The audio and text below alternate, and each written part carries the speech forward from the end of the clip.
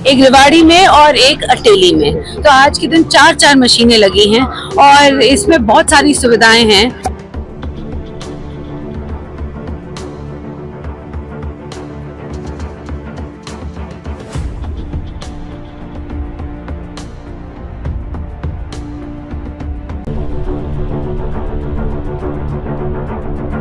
रेवाड़ी नागरिक अस्पताल पहुंची स्वास्थ्य मंत्री आरती सिंह राव ने कहा, रेवाड़ी एम्स का नाम शहीद सिद्धार्थ यादव के नाम पर करने को लेकर करेंगे पैरवी। स्वास्थ्य जांच एटीएम मशीन का किया उद्घाटन। शहीद सिद्धार्थ यादव की शहादत के 7 दिन बीत जाने के बाद भी शहीद परिवार को सांत्वना देने नहीं पहुंचने के सवाल का भी दिया जवाब। कहा, कल सुबह 11 बजे जाऊंगी शहीद परिवार से मिलने। 3 दिन पहले फोन पर की थी बात। नागरिक अस्पताल और सड़क के उस पर ट्रामा सेंटर के बीच बने फुट ओवर ब्रिज के दोनों ओर लगी लिफ्ट को जल्द चालू करवाने के दिए निर्देश।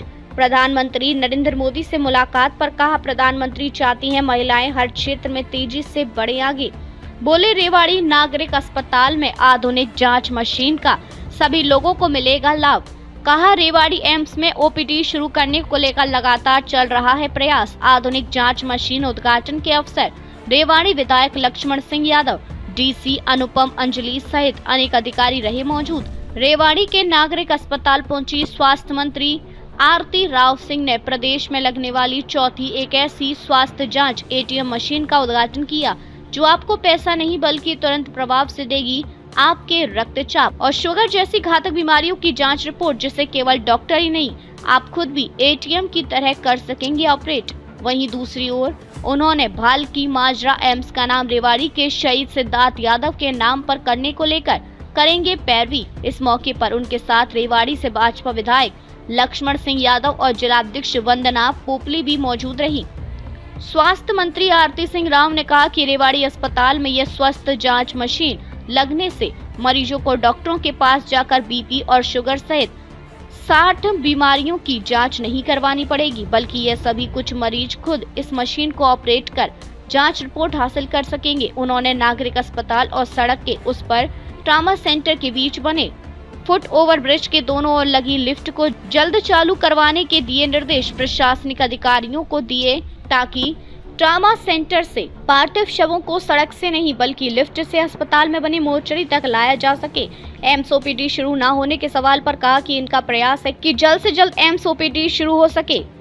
फ्लाइट लेफ्टिनेंट शहीद सिद्धार्थ यादव की शहादत को 7 दिन बीत जाने के बाद भी अभी तक इनका परिवार के पास सांत्वना देने न जाने के सवाल पर कहा कि वे कल सुबह 11 बजे शहीद परिवार से मिलने जाएंगी। बहुत खुशी का दिन है। सीएसआर के थ्रू यहाँ गौरव जी भी आए हुए हैं पीछे।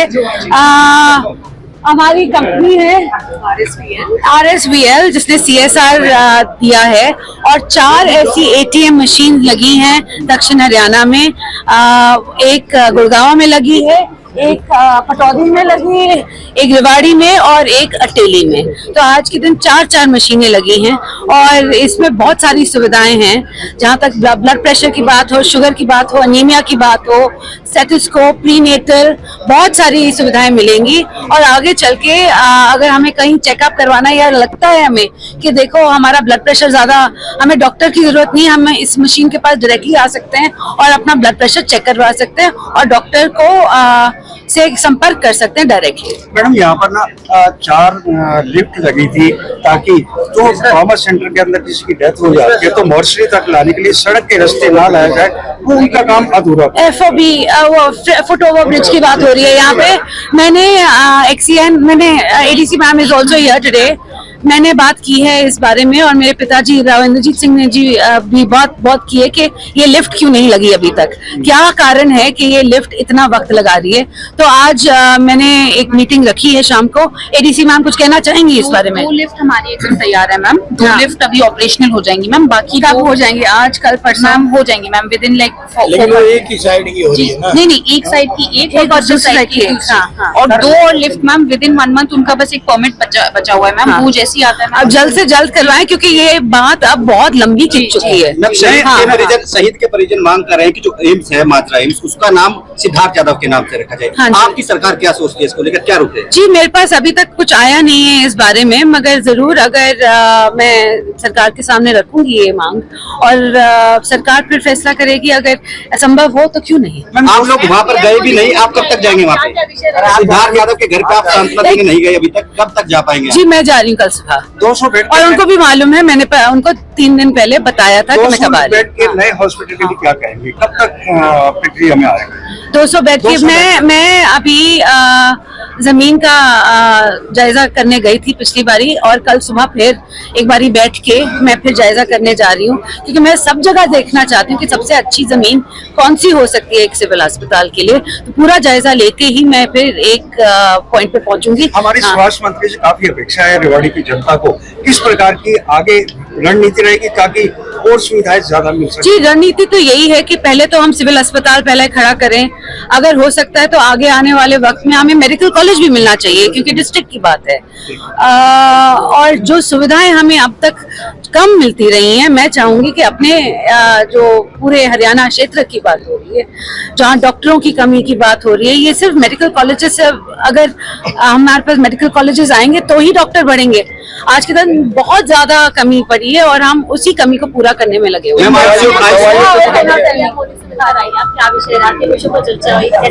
जी, चर्चा हमारे माननीय प्रधानमंत्री जी से मुलाकात मेरी 1-on-1 पहली बारी हुई है, और उन्होंने मुझे आशीर्वाद दिया है। बहुत बहुत बहुत मैं बयान नहीं कर सकती मुझे कैसा लगा। बहुत बहुत ज्यादा खुशी हुई। साथ साथ में प्रधानमंत्री जी वैसे ही हमेशा महिलाओं के लिए हमेशा तट पे रहते हैं, और उन्होंने महिलाओं के लिए इतना सारा काम किया है आज के दिन। और साथ साथ हेल्थ के डिपार्टमेंट में भी आयुष्मान के बारे में बात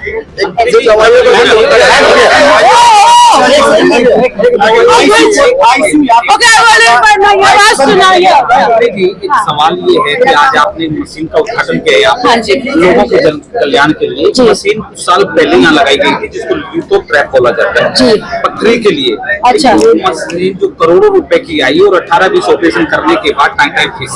अच्छा। अब क्या प्रयास उसकी मेंटेनेंस के लिए 30 लाख रुपए बताए जा रहे हैं। अच्छा। तो बता रहे हैं हेल्थ डिपार्टमेंट की तरफ से उसका कोई बजट इशू नहीं हो रहा। क्या कहेंगे? ये कब लगी थी मशीन?